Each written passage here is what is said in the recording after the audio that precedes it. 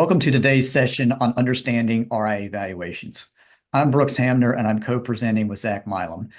Zach and I are senior members of Mercer Capital's investment management team that provides valuation and transaction advisory services to RIAs, asset managers, and independent trust companies. A few housekeeping items to start us off. If you have any questions, please get them down in the Q&A box at the bottom of your screen. Zach and I will try to address them at the end of this presentation. If we don't have time today, then we will address them later offline. If you're having any technical issues, please use the chat box below, and you can find additional resources on our group on the resources tab at the bottom of your screen.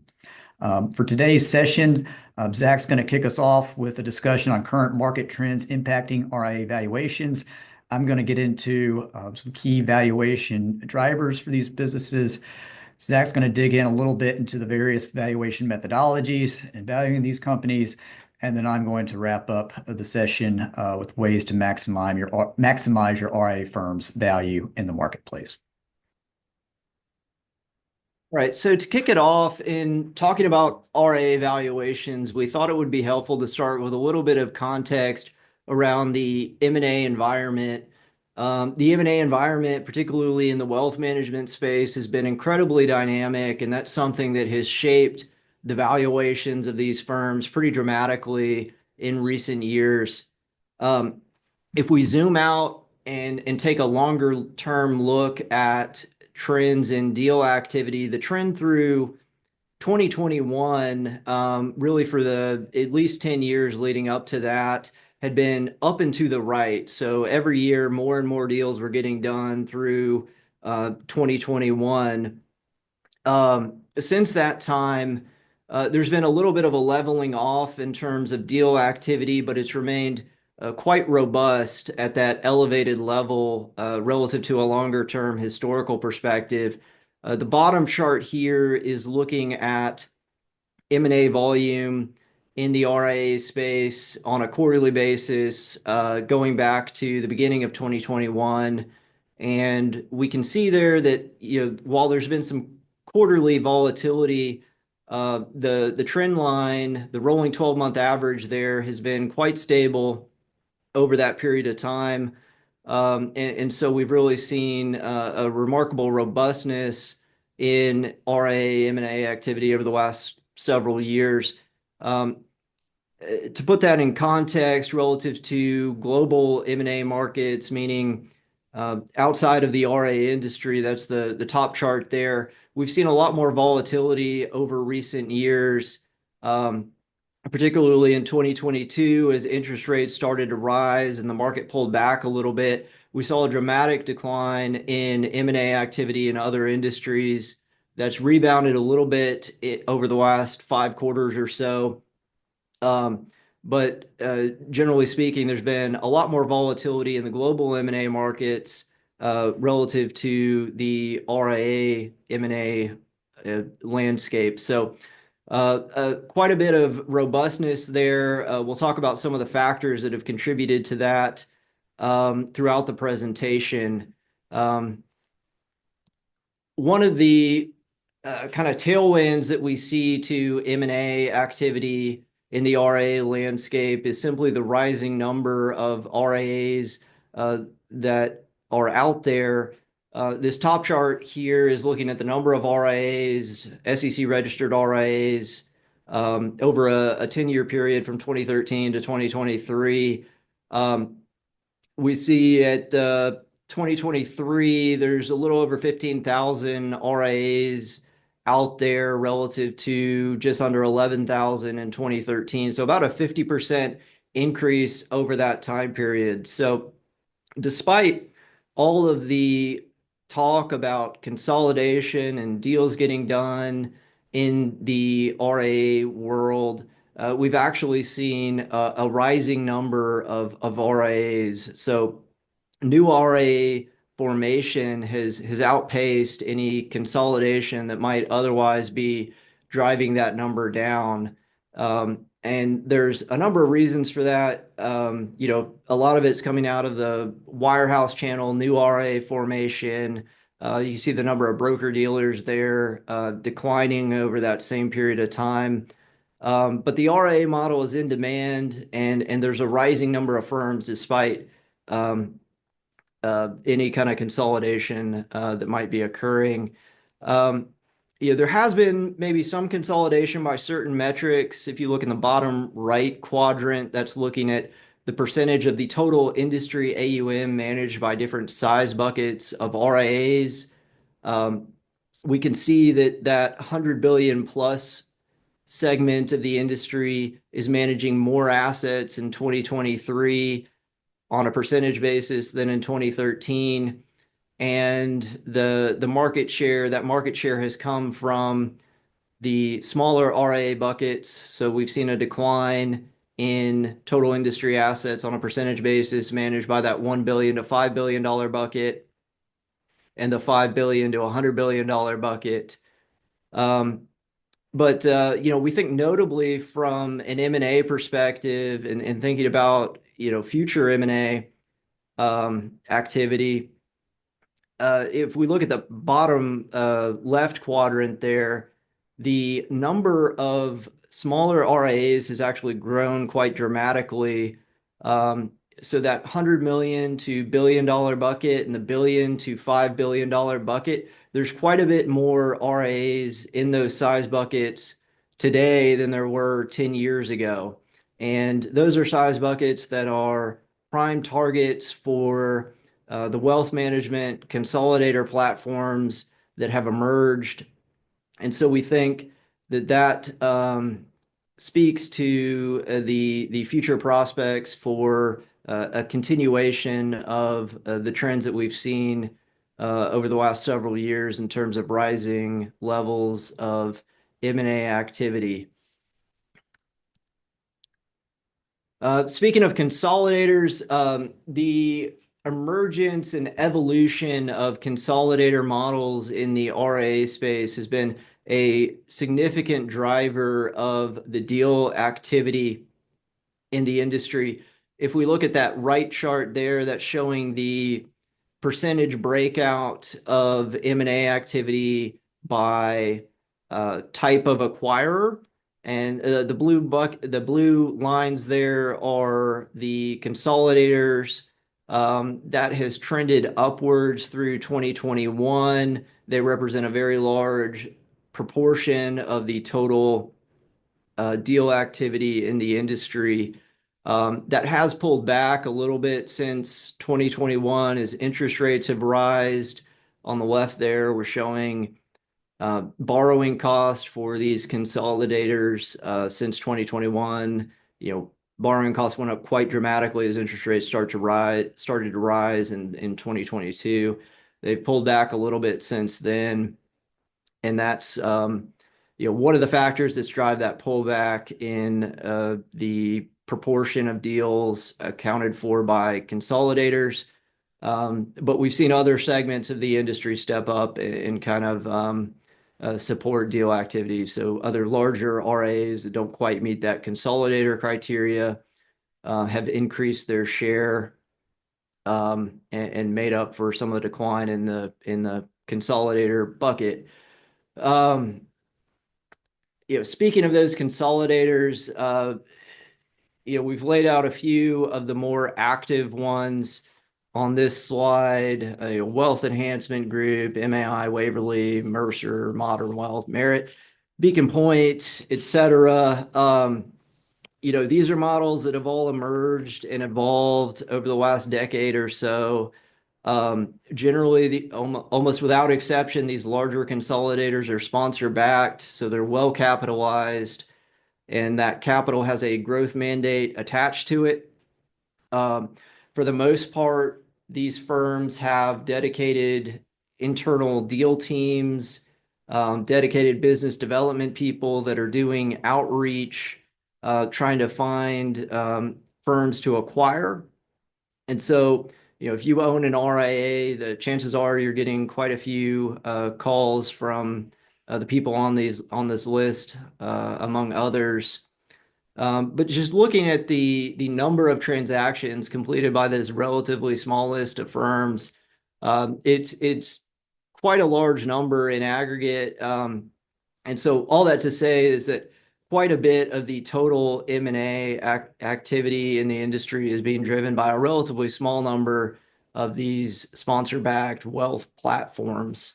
And so we think that the M&A infrastructure represented by these firms and the capital that they bring to the table is something that's going to continue to support M&A activity and valuations in the space.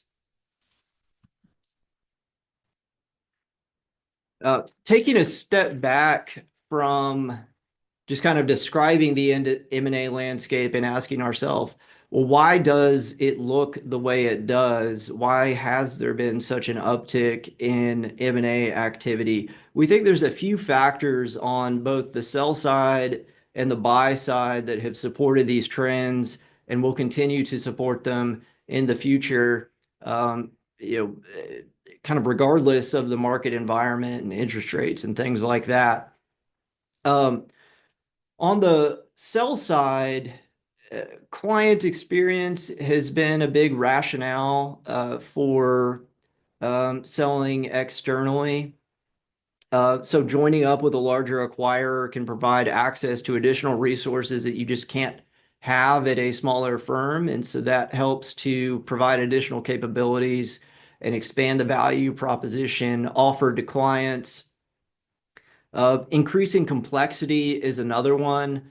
Oftentimes, people go out, they form an RIA, maybe they broke away from a wirehouse and started their own RIA. And what they really wanted to do is, develop a kind of an independent platform where they could work with their clients. But what they find is, they go from managing client relationships to managing a business. And so there's a lot that goes along with that. You've got compliance considerations, HR considerations, tech considerations, and advisors are finding that they're wearing a lot of hats, maybe too many hats. And a lot of people really want to go back to focusing on the client relationships rather than the kind of day-to-day minutia of managing a business. And a lot of the value proposition offered by these consolidator firms is focused on that. So allowing people to offload some of those operational tasks and refocus on client relationships. So that's been a big motivation as well. From a succession perspective, many firms out there lack a G2 that is capable of taking over ownership of the business, management of the client relationships, and management of the business. And so firms that find themselves in that position, oftentimes the only avenue that they have to exit is to an external party. Another factor on the succession front relates to, as M&A activity is picked up, that's driven up valuations as well, and that's made it more expensive to transition internally. And so people are finding that as multiples have gone up, it's harder and harder to get a G2 that's able to afford to take over ownership of the firm. And so, there's ways around that and ways to kind of mitigate that. But that has been a driver as well. From a growth perspective, joining up with these larger firms can provide access to growth capital to drive either organic growth. Organic growth is a big focus at many of these wealth platforms, or capital to drive further M&A. So that's another consideration. And then simply from a diversification perspective, many RIA owners, they might be in their 50s or 60s, and they find themselves in a position where their ownership of their RIA represents a very large part of their personal balance sheet. And so, selling to an external party represents an avenue to begin to diversify that position. And so that's a motivation as well. On the buy side, there's a lot of features of the RIA business model that are very attractive. And that's driven capital to the space. From a margin perspective, these tend to be very high margin firms. 20 to 30% is a pretty typical EBITDA margin range for RIAs. The revenue model is very attractive. Everyone loves recurring revenue models, and RIAs offer that. You've typically got a very sticky client base with very high retention. You've got recurring fees billed quarterly, typically, that grow with the market. And so you've got a nice tailwind there. From a capital intensity perspective, these are not capital intensive firms. There's not a lot of capital investment that's required to drive growth. Typically, operating profit is a pretty good proxy for pre-tax distributable cash flow. And so that's another attractive feature of these firms that's driven capital towards the industry. It remains a fragmented market despite what we've seen in the M&A landscape over the last several years. Still 15,000 plus RIAs nationally, and so there's a consolidation narrative around that. And then other tailwinds, you've got rising global wealth, rising markets generally. This year is a little bit of an exception, but generally that's a tailwind to AUM and therefore revenue as well. And so there's a lot of kind of structural features of the industry that make it attractive to buyers, to these sponsor-backed wealth platforms. And there's a lot of structural features on the sell side as well that are driving firms to market. And so we think that these factors will continue to support M&A activity in the future at levels that we've seen or maybe even higher.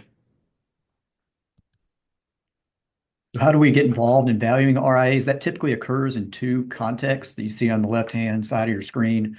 Voluntary transfers, those are typically planned events. So think about sale to, say, the next generation, going public. We haven't seen a whole lot of that recently, but that's certainly an option. Cashing out senior partners, succession planning. And on the right-hand side, we think about an external sale to, say, a strategic buyer or some of the firms that Zach mentioned on a prior slide. Usually either it's an outside buyer, they're usually PE-backed or some sort of RIA consolidator. But that's the voluntary or the planned side of where we might get involved in performing an RIA valuation. And then there's the kind of unplanned or involuntary, sometimes unfortunate transfers, but they happen just as frequently. And those are shareholder buyouts, partner disputes, sometimes shareholder divorces, death or disability of a primary RIA principal or partner. All those situations lead to valuations.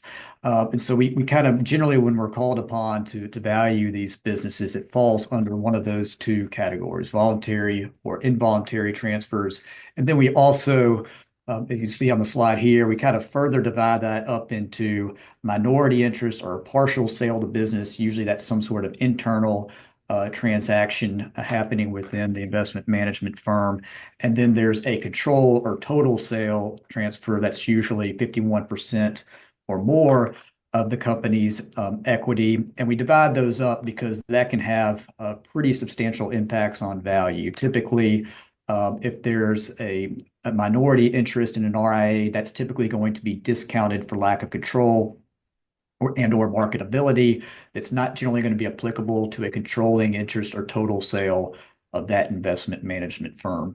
And also these, whether it's a voluntary transfer, involuntary transfer, or whether we're talking about a sale of the total business, the RIA, to an outside buyer, that has pretty significant implications for the appropriate standard of value. So Zach, if you could go to the next slide, here, or when we're talking about those involuntary transfers, death or disability of a partner, succession planning, or even if it is planned in the context of a, let's say, next generation buying from the existing RIA principals, all of those, in those circumstances, involuntary transfers and usually minority interest transactions in an investment management firm, the appropriate standard there is almost always the fair market value standard that you see is defined on this page. And that's the price at which the property would change hands between a willing buyer, hypothetical willing buyer, and a hypothetical willing seller when the former is not under any compulsion to buy and the latter is under no compulsion to sell. So really fair market value occurs, as you see in that depiction on to the right of your page. It's really at that intersection of where what a hypothetical buyer is willing to pay and what a hypothetical seller is willing to pay for that interest or for that business. And key word there is hypothetical. So that is contrasted to the definition you see at the bottom left side of your screen to investment value. And that's the value to a particular, oftentimes synergistic or strategic buyer and what they would be willing to pay for that business. That standard, the investment value, or sometimes it's known as strategic value, that's really applicable for a sale to a third party buyer that's going to assume control of the business.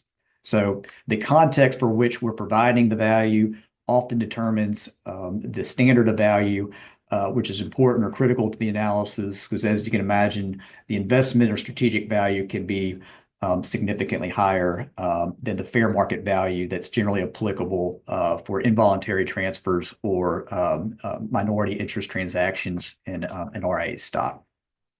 So if we think about how to value investment management firm, there are three approaches to valuing any business, and that is asset, income, and market. For the RIA industry, there are really only two, the income and market approach. And that is because generally investment management firms, RIAs, they are generally professional service firms. They're generally not fixed asset intensive businesses. They usually don't have much of a balance sheet. What you see on their balance sheets, usually just cash, AR, computers, et cetera, not much in the way of interest-bearing debt or liabilities. That balance sheet is therefore fairly non-remarkable. So we generally don't use the NAV or the net or the asset approach to value these businesses. So that leaves us with the income and market approaches to value. The primary methodology under the income approach is one that most of you are probably familiar with, and that is the DCF or discounted cash flow methodology. And there, what we're doing is we're looking at trends. We'll get into this a little bit more later. But we're looking at trends in the subject company or the RIAs, trends in AUM, fees, operating expenses, the company's margin. Where have those kind of key metrics, AUM, revenue, and EBITDA, where are they trending? Where have they been trending over the last usually 5 years? We use that to make projections over the next 5 years of those key metrics, usually AUM, revenue, EBITDA. And then we establish a terminal value at the end of that forecast period, and then we discount those cash flows to the present at an appropriate cost of capital or rate of return. So that's the primary methodology under the income approach.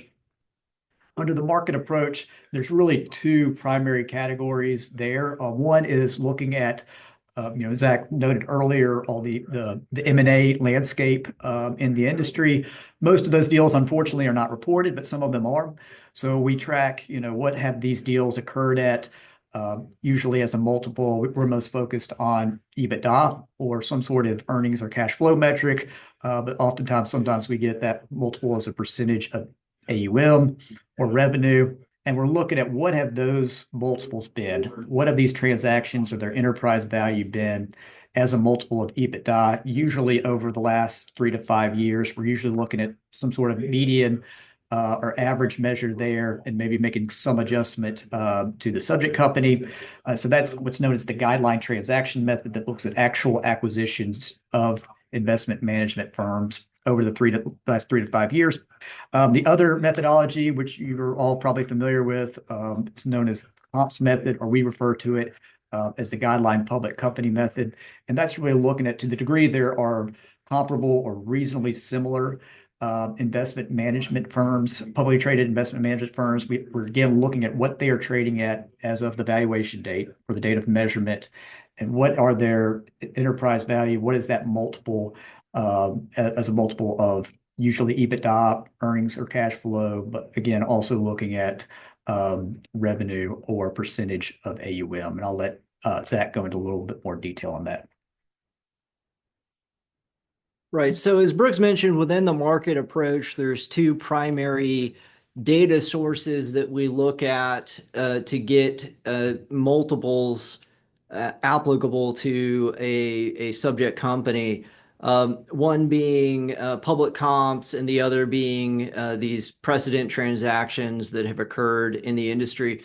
So starting with public comps, on this slide, we've tried to just lay out the landscape of public companies in the industry across different segments. And we see there that the bulk of public firms in the industry are best classified in that asset management bucket. So there's quite a few, 15 or so total companies in that bucket. You know, they're best classified as asset managers. That's not to say that they don't have other components to the business. Some have some trust operations, trust company subsidiaries. Some have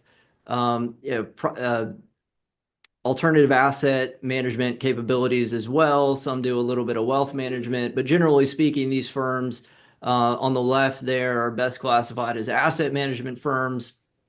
And we tend to segment those into two different size categories: the sub 250 billion assets under management firms at the top there. Generally speaking, those are going to be the best comps from a size perspective to most of the privately held RIAs that we're looking at. There's also another cohort of 250 billion plus AUM firms. You see those in the bottom left there. Those are, for the most part, your kind of household name asset management firms, generally going to be less comparable just from a size perspective to smaller privately held RIAs. There's also quite a few publicly traded alternative asset management firms. So your Carlyles, your KKRs, et cetera, Apollo. So there's a decent sized comp group in that segment as well. When we look at wealth management, it's quite interesting. Despite all the kind of large wealth management platforms that have emerged, we've yet to see one go public. Focus Financial was briefly public for a few years. It was taken private by CD&R in 2023.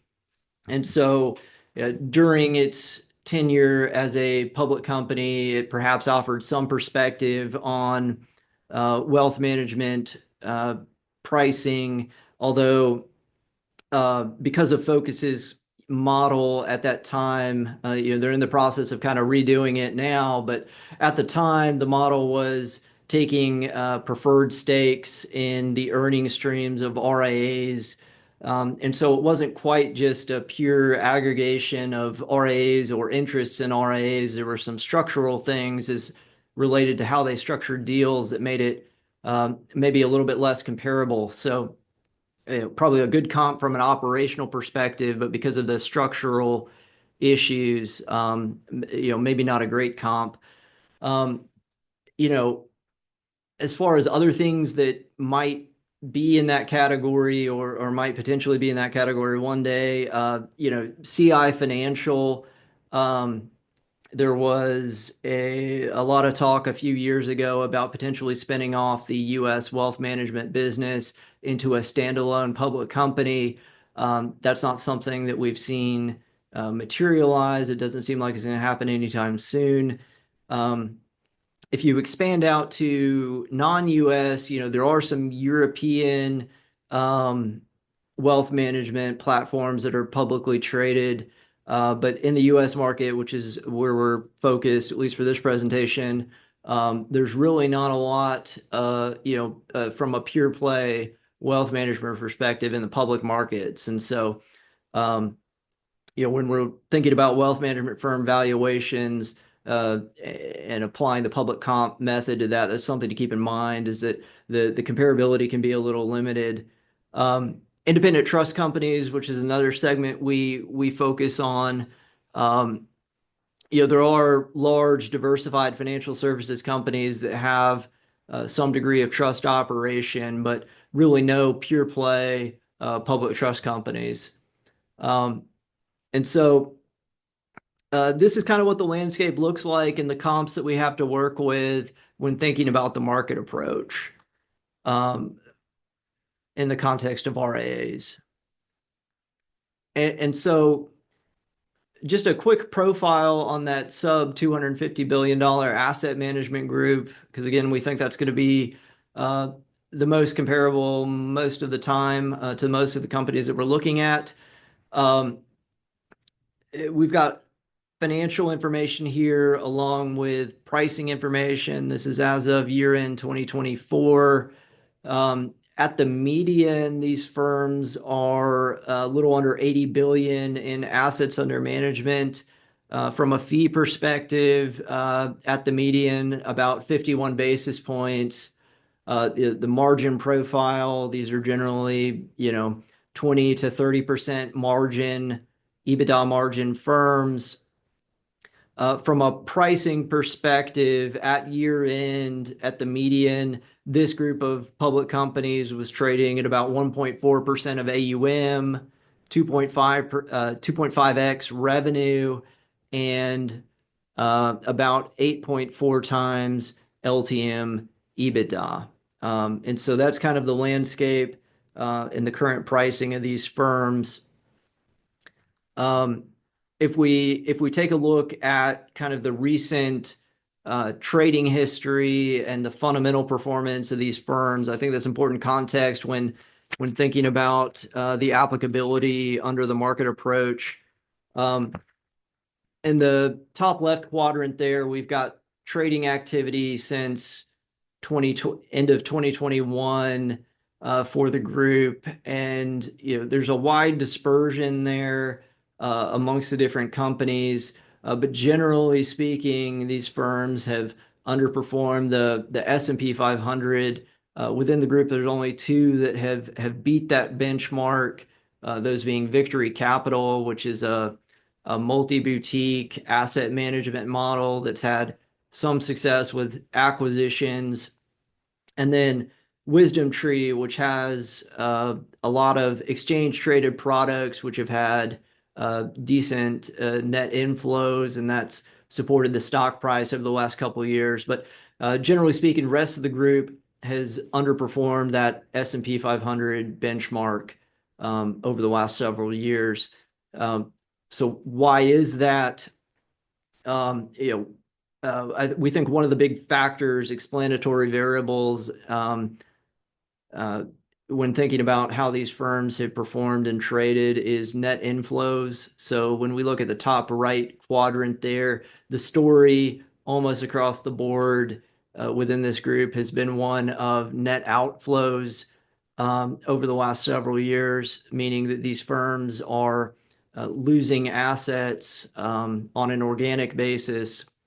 Only two within the group have seen positive net inflows over that time period, and only one with any significant net inflows, that being Wisdom Tree. The rest of the group have seen no or negative organic growth over that time period. And so that's something that's definitely impacted the AUM of these firms, and therefore the profitability, revenue and profitability of the firms as well.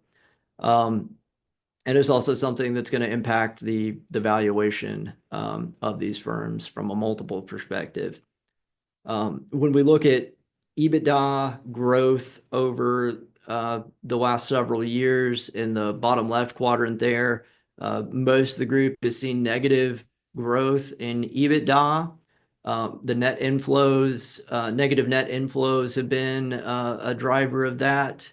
That's reduced AUM.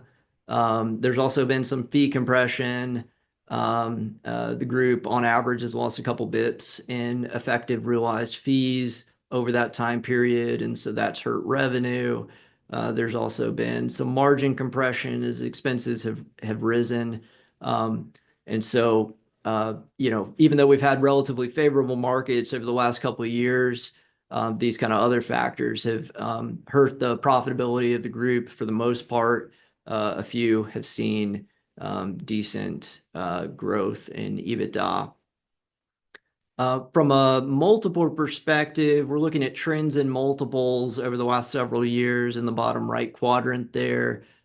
We can see that the multiples declined pretty significantly in 2022 as interest rates started to rise. The market pulled back. That's recovered quite a bit since then as the market's done better. Into 2023, market is up, and that supports AUM of these firms and the outlook for future earnings. And so that brought the multiples up a little bit. And then also, some denominator effect is 22, the trailing EBITDA figure was impacted by the market. And so you had a lower EBITDA figure, higher outlook for future profitability. And so the multiples went up as a result of that. Since that time period, we've seen fairly steady multiples at the median in the kind of high single digit range. And so, that's really kind of the pricing trends from a multiple perspective over the last couple of years. All of this, provides a little bit of context on the publicly traded companies, where they're pricing, and we think that this is all kind of helpful perspective in thinking about the applicability of these firms under the market approach when valuing a privately held RIA. So shifting over from the public comps to private transactions, we want to start with a little bit of a caveat on multiples. The multiples that get reported in the industry, lots of people talk about kind of the headline multiples that deals occurred at. People will throw out an EBITDA multiple. But what you rarely hear, though, is the numerator and denominator that are used in calculating that multiple. And so a multiple has, a deal value component and then a profitability component. And there's considerations with respect to each of those that are important in evaluating that multiple and interpreting what exactly that means. So, the deal value, the top part of the multiple, what does that include or what does it not include? Does that include just consideration paid at closing? Does that include earnout consideration that was paid as part of a transaction? If so, how is that earnout consideration valued? Is it the maximum earnout consideration that is able to be received in the transaction? Is it some sort of fair value measure? That's an important consideration. Most deals in the industry do include some kind of earnout consideration. And so how is that factored into the calculation of the multiple? Is acquirer equity part of the deal consideration? And if so, how is that valued? From a profitability perspective, the denominator of the multiple, is that an LTM measure? Is it a run rate measure at the announcement date? Is it a run rate measure at the closing date? Is it a forward measure? What kind of adjustments are made? These are all things that can impact the multiple pretty significantly, but things that kind of are rarely disclosed when people are talking about multiples. And so we throw that out there, not to say that the multiples you hear about are worthless, but just that there's a little more digging that's needed to properly interpret what those multiples mean.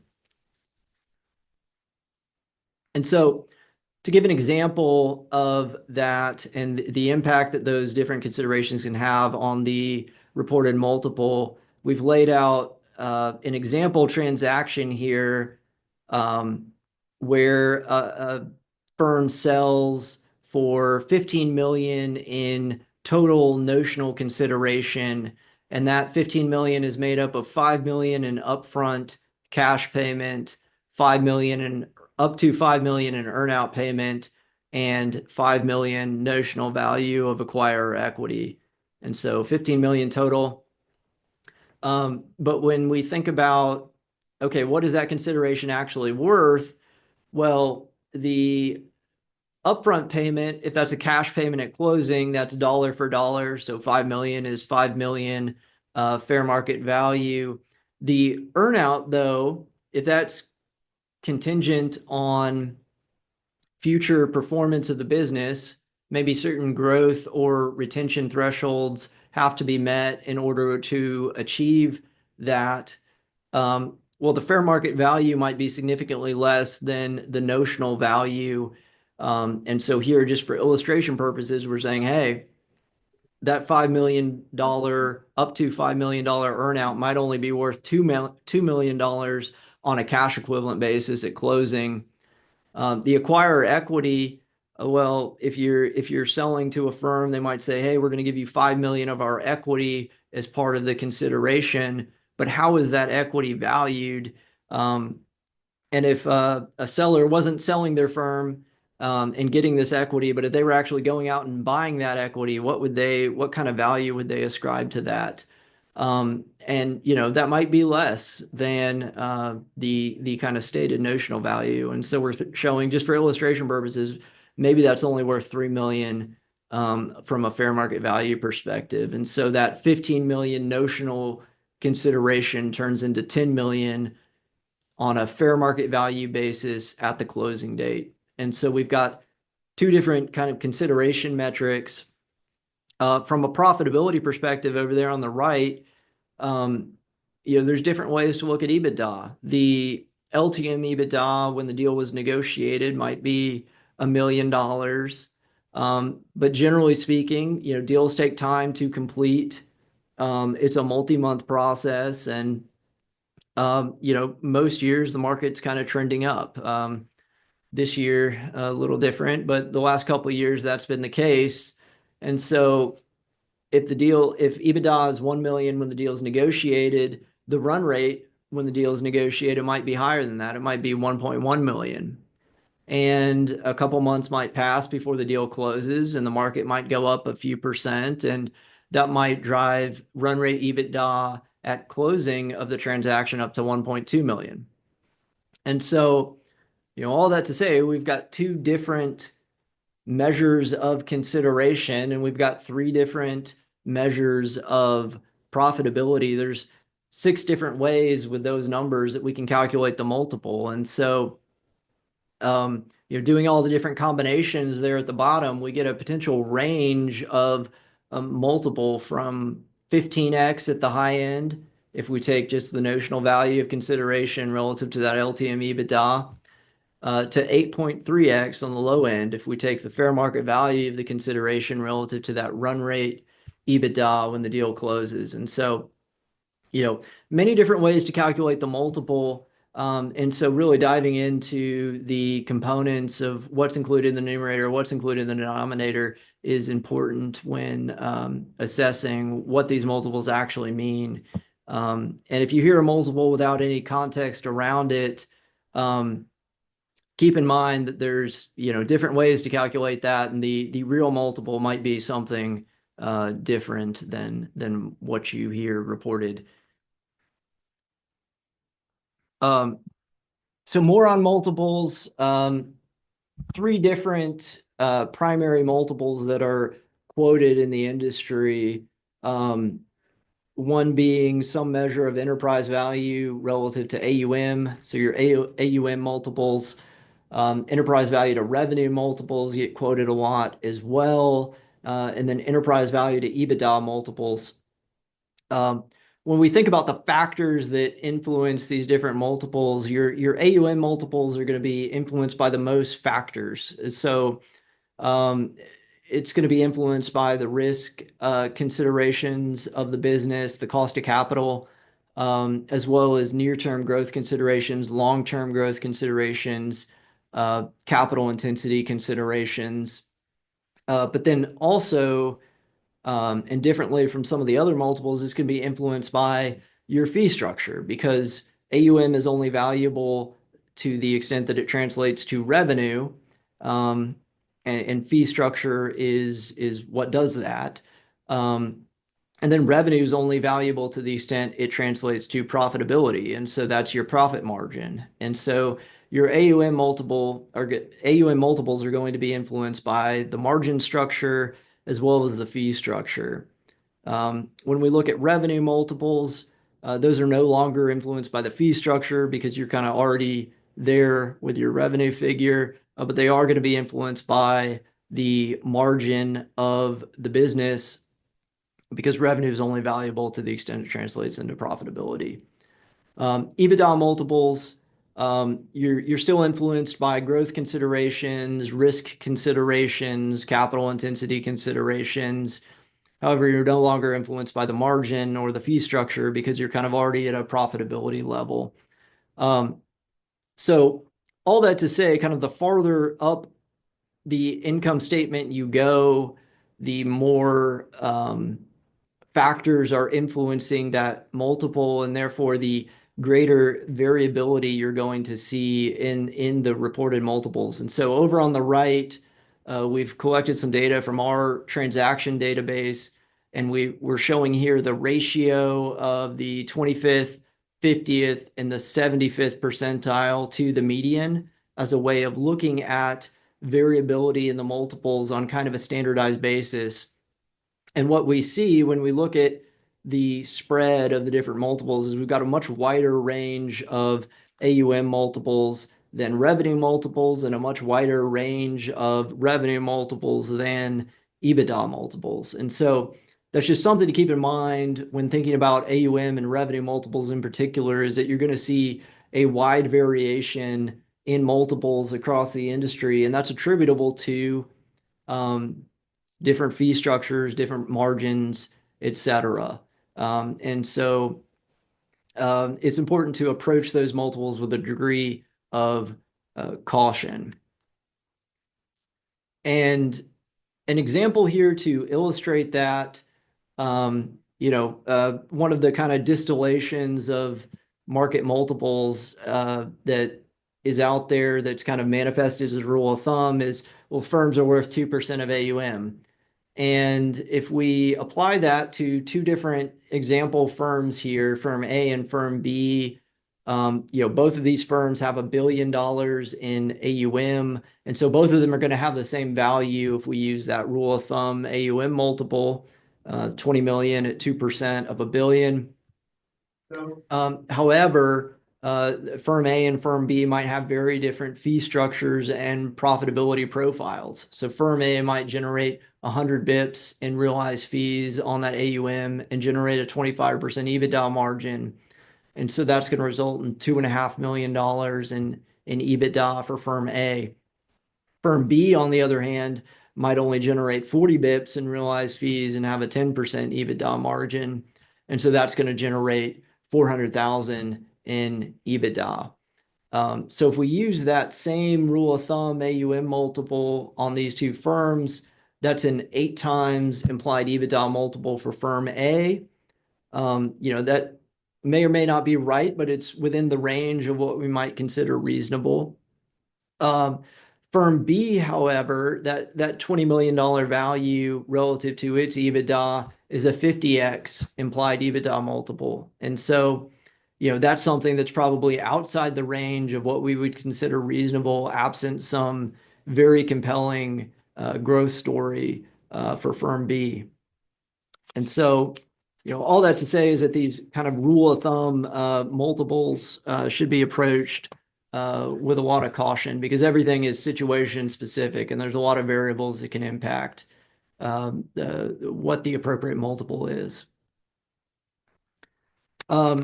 And so with all the kind of caveats out of the way on transaction multiples, here we're trying to lay out kind of the house view on ranges of multiples across different segments of the industry based on both the public comp data and private transaction data that we've seen. Wealth managers there at the top, it's a very wide range of multiples, but that's because there's a very wide range of firms in the industry. At the low end is going to be your kind of book of business type RIAs. Book of business, typically these are sub $500 million firms. The threshold is kind of variable, but smaller firms where typically it's a loan advisor, maybe a few support staff, but no real kind of operational, overhead support. No real G2 that can take over management of the business. And so there's a high degree of key person risk. Really, all the value is kind of attributable, wrapped up in this one individual, and therefore it's a higher risk type of business, and that's going to impact the multiple. So these firms, generally kind of mid-single digit multiples of EBITDA. The next step up in the wealth management world is when we get to what we call enterprise level RAs. These are firms that have they're larger and they have a more robust org chart. There's more than one advisor that's managing client relationships. There's generally some operational support, some administrative staff. These are businesses that are not dependent on a single individual for continued management of client relationships. And so as you get to that scale, it becomes a less risky enterprise and therefore a higher multiple enterprise. So these firms can transact anywhere from, high single digits to low to mid double digit multiples of EBITDA. These are the firms that are kind of the prime candidates for acquisition from these sponsor-backed wealth management platforms. And so that's kind of where they're trading. The wealth platforms themselves represents kind of the higher end of the range of multiples within wealth managers. So the sponsor-backed wealth management firms, when they go out and raise capital from private equity firms, the multiples that we've seen there have been quite high into the low 20s. TPG Creative Planning deal there recently went off at 23x. And so, these firms are quite valuable from a multiple perspective. And that also, to some extent, explains the kind of part of the rationale for the acquisitions that these firms are doing.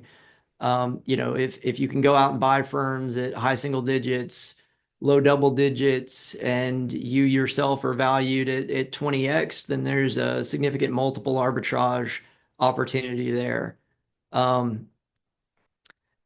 Asset management firms, going down one, we generally see the multiples there being a little bit lower than enterprise level RIAs.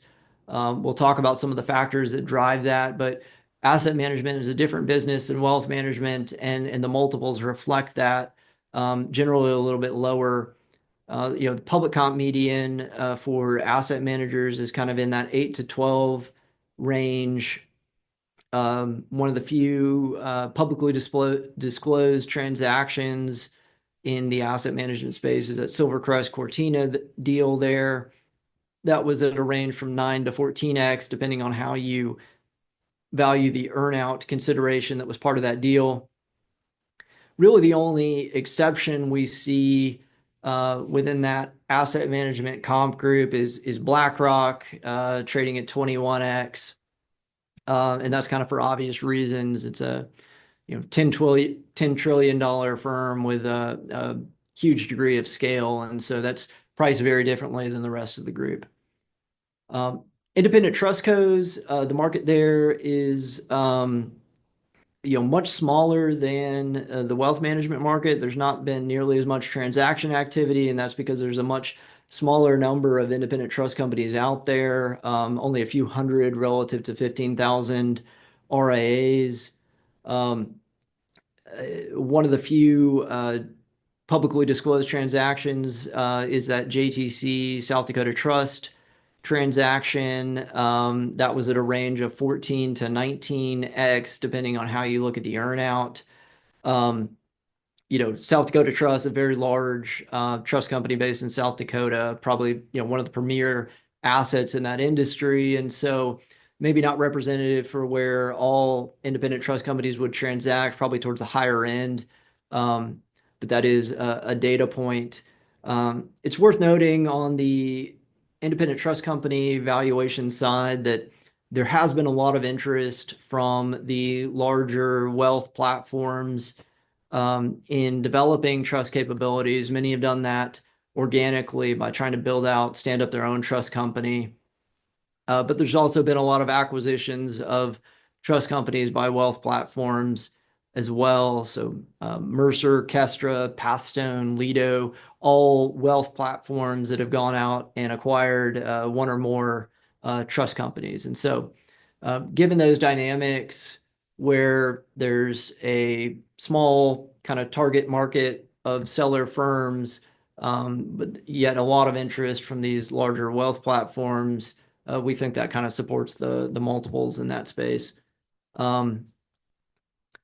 Alternative asset managers, the public comp median there ranges from roughly 20 to 26 times. It's important to note on alternative asset managers, the public comps in this group have significant balance sheets because of the nature of their business. So there's, various GP investments, there's accrued carry, performance fees, things like that. And those impact, from a multiple perspective, they impact both the numerator and the denominator. So the enterprise value, the market's ascribing value to those balance sheet items, and then those balance sheet items themselves are impacting the income statement and the earnings figure. And so that's important to keep in mind when looking at the multiples that these firms trade at. And so, everything on this page is situation specific, but probably especially so for alternative asset managers. It's important to think about the nature of the balance sheet investments and the accrued carry and all that, because that impacts the multiples quite significantly. So when we think about the broader investment management industry, most of these firms can be categorized as either what Zach discussed in the preceding slide as either wealth managers or asset managers. And this is an important distinction because it often has a huge influence on the multiple that we apply in valuing these businesses. So this breakout is based on, or this distinction is based on usually the client type and the types of services that these businesses provide. So wealth managers typically, an overwhelming majority of their clients are going to be individuals and families, usually high net worth, mass affluent, or ultra high net worth, but almost all of their client base are individuals. Asset managers, on the other hand, the overwhelming majority of their clients are institutional. That's pension funds, endowments, foundations, et cetera. So very different client types there. When we talk about stickiness or retention, usually for wealth managers, they have higher retention ratios. Individuals tend to stick around with their advisor for years, sometimes decades. Asset managers, not so much. They're being evaluated based on usually how their assets that they're managing on behalf of their institutional clients, how those assets are performing, their investment performance relative to a certain benchmark. If they underperform that benchmark, whether it's S&P 500 or a more specific benchmark for a number of quarters or years, usually that institutional investor will go elsewhere. Client concentrations on the wealth management side, there can be significant with certain ultra high net worth families, but generally, at least relative to asset management firms, they tend to be lower. And that's because asset managers have separately managed accounts for large institutional clients. So client concentrations tend to be higher on the asset management side. Both these businesses have high key person risk. They're dependent on a few key individuals for either on the asset management side, investment selection, and on both sides, client relationship and managing the firm overall. So both key person risk is high on both. Capacity constraints really only it's a more labor-intensive business on the wealth management side, so it's somewhat constrained with headcount. Asset management's more about the particular niche or investment strategy that they're working in. Small cap value, or a particular niche of the debt markets, may be somewhat constrained by the number of securities they can actually invest in. And therefore, that kind of goes into exposure to market. Usually, a wealth management firm, they're going to be broadly diversified in fixed income, equity, maybe some alt assets. And again, equity asset managers tend to be specialized in a certain niche asset class. Operating leverage, going to be higher for asset management firms, more fixed costs, and that means usually higher margin for larger asset management firms relative to wealth managers that have a lot of variable costs associated with personnel. Headwinds, tailwinds, big distinction here.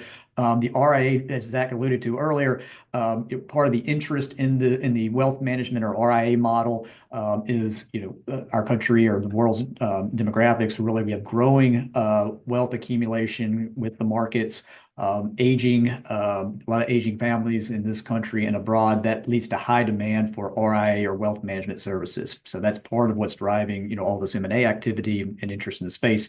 On the asset management side, not so much. We're seeing a lot of competition from passive products. These are mostly active asset managers, stock pickers, and they're having to compete with passive products and ETFs that have really proliferated over the last several years. So those two businesses are very much trending in the other direction. And again, that leads to what Zach was talking about earlier, a far more robust M&A environment on the wealth management side than asset management firms. All that to say that the multiple, because wealth managers tend to have a lower risk profile, higher client retention, lower turnover with those clients, sometimes their staff too. Wealth managers tend to have more diversified AUM base. They tend to have a lower risk profile relative to asset managers that have more client turnover, more client concentrations, et cetera, and they're invested in typically a specific asset class. Also, the growth side, we've seen M&A and we've seen wealth management firms grow not only with the market, but also with new client additions, more interest, given kind of the aging demographics of our country and the continued accumulation of wealth. A lot more interest, a lot more growth in the wealth management side relative to the asset management side that has struggled to compete with passive products. And so therefore, the multiples on wealth management firms, as Zach noted earlier, tends to be higher than asset management firms. So if we think about that in the context of our DCF model, really, and Zach, if you go on the next slide, alluded to this earlier, but there's really three primary. We have to kind of keep this in mind when we're putting together a DCF for a wealth management firm versus an asset management firm. But the mechanics of that model are generally the same. We're looking at trends in AUM, revenue, OpEx, profitability, usually over the last 5 years. We're projecting that out into the future, usually again over the next 5 years, and developing a terminal value at the end of that forecast period. And then we're building up. It was a build-up method for calculating a discount rate or rate of return, cost of capital, to discount those interim cash flows and the terminal value to the present. And that discount rate is commensurate with the firm's risk profile. So that's some of the considerations we have to make when we're valuing a wealth management firm versus an asset management firm. If you go on to the next slide, Zach, so when we're projecting those cash flows, we're thinking about income statement projections. We actually start with something that's not actually on the income statement, and that's assets under management. We look at that again, the trend in AUM growth over time. I'll talk about a little bit more about that in a minute, but we start with assets under management. We usually have that as of the valuation date or any point in time. They're usually invested in marketable securities. So that's a number we usually have on a daily basis. And then what is the effective fee? How much do they charge their clients on average? It's going to vary by count depending on its size, but how much are they charging on average on that AUM, usually somewhere in the range of 40 bips to 80 bips. But that effective fee times your AUM at a given date gives you kind of run rate or ongoing revenue. Sometimes there's with alt managers, there may be performance fees or carried interest. Sometimes there's financial planning fees that aren't based on assets under management that has to be considered. But usually for these businesses, AUM times their effective fees gets to run rate revenue. Then when we think about their operating expenses, usually not much in the way of cost of goods sold for this business, but there are operating expenses. We kind of break those out into personnel and non-personnel costs. And we further break out personnel costs into the fixed component, and that's salary and benefits that tend to be somewhat static in nature. Then we have the variable comp, and that's commission based compensation, that's bonuses, that's any equity-based compensation expense, anything tied to the firm's sales or profitability.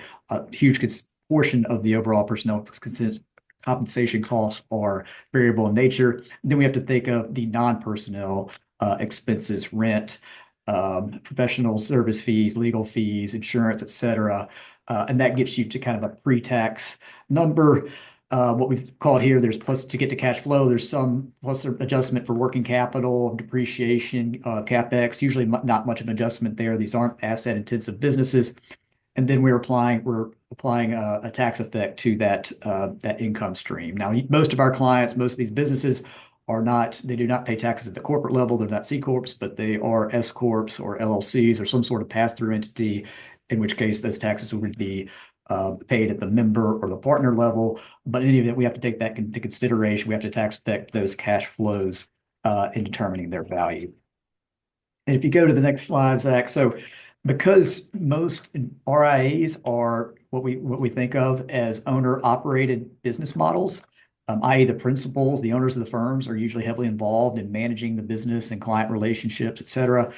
Sometimes that line between what we think of as a return to labor, i.e. salary, bonus expense, and a return to equity, i.e. dividends or distributions, sometimes that can get muddled based on however the RIA principals decide to pay themselves. So part of our job as valuation analysts is to say what is a reasonable or market level of compensation expense for these RIA principals if they're not paying themselves somewhat in market, because we know that a hypothetical buyer or an actual buyer would likely come in and pay those individuals a market rate, and then any residual beyond that is their own distribution or dividend income. So we have to keep that in mind. Normalizing compensation expenses or owner compensation expenses is kind of a critical part of our analysis. And then when we get through that, we always look at, say, well, where does this margin shake out? And Zach noted earlier that most investment management firms or RIAs, their margins in the 20 to 30% range. If we have a client that's in excess of that or below that, we need to think why. If, as we've noted here, if it's above, say, 40 to 50%, we have to think, is that margin really sustainable? Are they paying their people enough, et cetera? That has to be factored into our projections. And then on the other end, if their margin is substantially below that 20 to 30% range, if it's, say, 5 to 10%, we have to consider that if we have a bear market or a market like we're having so far this year, there's a possibility that they might not be profitable with such a low margin to cushion against that downturn. So all these things we have to kind of consider when we're evaluating the company's profitability. And so that's the cash flow. And if we think about the risk side of the equation, remember the multiple, if at its very core, lots been talked about multiples today, but valuation at its core is earnings times a multiple. That multiple is a function of risk and growth. So on the risk side, the higher the RIA's risk profile, the lower the value. The higher its historic and projected growth prospects, the higher the multiple, and therefore the higher the value. So we kind of think about risk in these four categories. For client demographics, if you have considerable concentrations, client concentrations of, say, your top 5 accounts, or say 50% of your revenue or AUM, that's kind of an extreme example, but the risk of losing one of those accounts could have an extreme adverse impact on future cash flow. Particularly on the wealth management side, we look at the average client age. You're not always guaranteed that you get the next generation's assets. So we look at, that's something that we generally consider, and generally the higher the age of the client, of the typical or the median client age, the higher the risk, the lower the value. We're also looking at client retention, the firm, the RIA's ability to retain those clients over time is a key consideration. The higher the retention, obviously the lower the risk and the higher the multiple. Staff dependence, a key one there is really key person. And that's, as I noted earlier, that can be an issue with a lot of asset management firms and wealth management firms. If the leading principal, say the founding principal, if he or she has 90% of the client relationships, all the equity, especially if they're getting up there in age, there's that would be risky to a prospective buyer if they were no longer involved in the business. The clients might all leave. There may not be much of a business beyond that individual. So that's kind of an extreme example, but key person risk is certainly an element that we have to consider.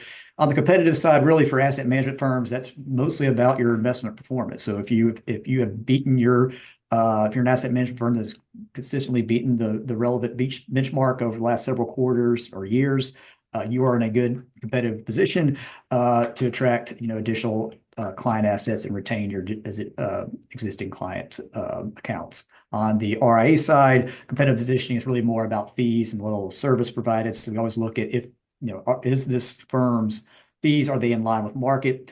And if they're much above that, we have to consider the possibility that that business could be competed away. On the financial model, again, we're really looking at they're primarily interested in the RIA's margins. If it's much above their peers, the 20 to 30%, we might have to question the sustainability, or maybe there's a very good reason for that, and we would expect the margins to hold up in the future. We're also, again, looking at, if it's much below their peers, there's a real risk that if there's a bear market or downturn in the markets, that suddenly that firm is unprofitable and may not be able to pay its staff moving forward.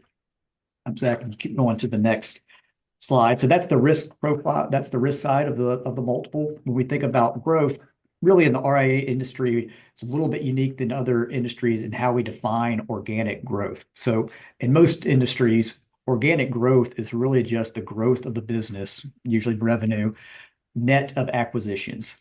With the RIA industry, organic growth really means it's growth that's also net of acquisitions, but it's also net of the impact that the capital markets have on AUM.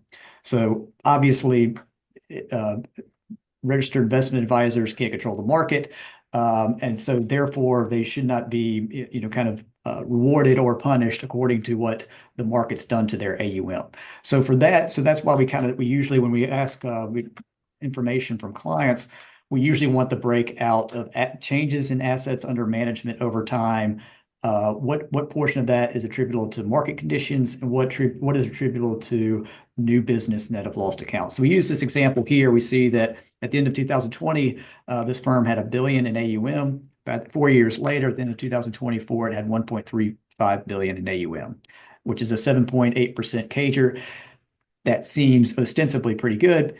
But when we look under the hood, we see to the right that in actuality, that business actually lost more clients than it gained over this 4-year period. Because I think Zach actually calculated this, but I think that the market actually performed so well that it masked that client loss, and the firm actually, at least on a total AUM basis, it gained. It was an 8% compound annual growth rate, but we know actually, over that time, the business actually lost accounts. So the market tends to reward what we call organic growth in AUM that's not attributable to market conditions. So we always want to see this breakout. How did the firm's AUM change over time? If we go into the next slide, so here's how, on the left side of your page, you see how the markets kind of rewarded what we call organic growth.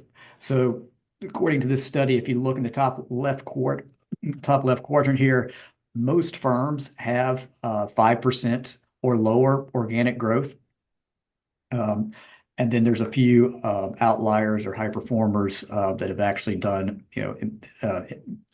10 plus or 11%. That's about 20%. But the overwhelming majority of RIAs have organic growth. And again, that's growth net of acquisitions and net of market conditions on the order of 0 to 5% annually. And if you look at the table right below that, how is the market pricing these businesses? These are the kind of the typical margins, maybe at the lower end of the range of what you've probably heard of, call it 8 to 11 times. And then we see market evidence for those outlier firms that are getting 7 to 10 plus. That's where you see the 14 to even sometimes the high teens EBITDA multiple. So we see this, there's market evidence that says willing buyers will pay significantly more for firms that show strong organic growth records. And on the right, we just have an actual calculation of this. This is basically, if we're talking about a $5 billion AUM firm, and we're going to say it does 70 bips, so total revenue of 35 million, assuming a market growth, fixed income equity total 6%, organic growth of 3%, which is about the mean of what we're seeing in the depiction to the left, and a 15% cost of capital. And you'll just have to trust our math on this, but if you put that in a DCF model, you get to a 9.7 times multiple. So those are all pretty typical metrics that we would see in the RIA industry. and that gets to a 9.7 times. So when we take that DCF model and we run it with, and we vary the organic growth, just that one input, you can see if you go from left to right on your screen, you can see the significant impact it has on the company's value. So if you look at the bottom row there, at a 25% margin and a 3% organic growth, you get to that base case or 9.7 times multiple. If you stretch that organic growth, holding everything else equal, if you stretch that organic growth to 12%, you get a 75% premium on that. And that's just by varying that one consideration. We also vary the margin here. Obviously, the higher the margin, the higher the value, all else equal. But we want to vary that a little bit to show that oftentimes for that higher organic growth, usually you're going to have to sacrifice some margin to get that. So again, higher the margin, the higher the value, but really a lot of buyers on the growth side, it's really the story for most wealth management firms is about organic growth. And you can see here that it can have a substantial impact on value. And so when we put all this together, it's the asset, income and market approach. Asset approach is generally not applicable in valuing these firms. Usually we use the DCF as the primary methodology, if not the sole methodology under the income approach.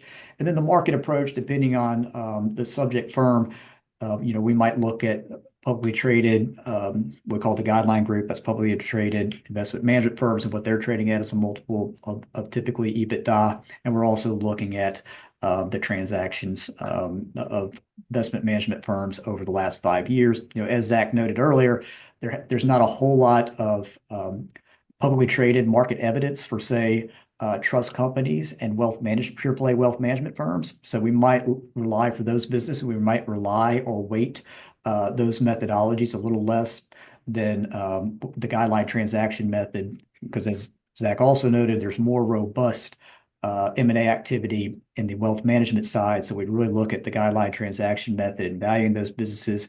Not as much there's been some, but not as much on the asset management side, but a fair amount of publicly traded asset management firms. So that might be an example of where we might weigh, for an asset management firm, we might weigh the guideline public company method a bit more than the guideline transaction method, and obviously vice versa for wealth management firms.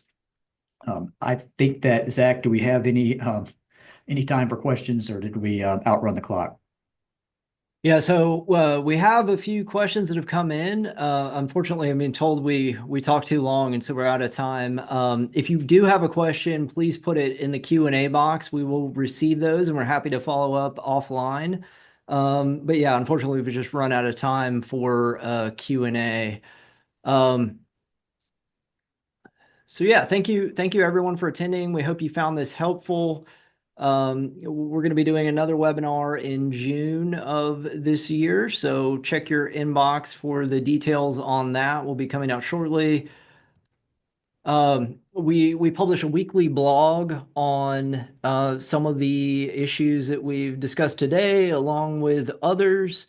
If you're not subscribed to that already, you can take a picture of that little code there with your telephone, and it'll take you to a link where you can subscribe to that. And if you have any questions on any of the things we've discussed today, or anything else you want to chat about, please reach out. Our contact information is available there through those little codes. And I think that's it. So thank you everyone for attending.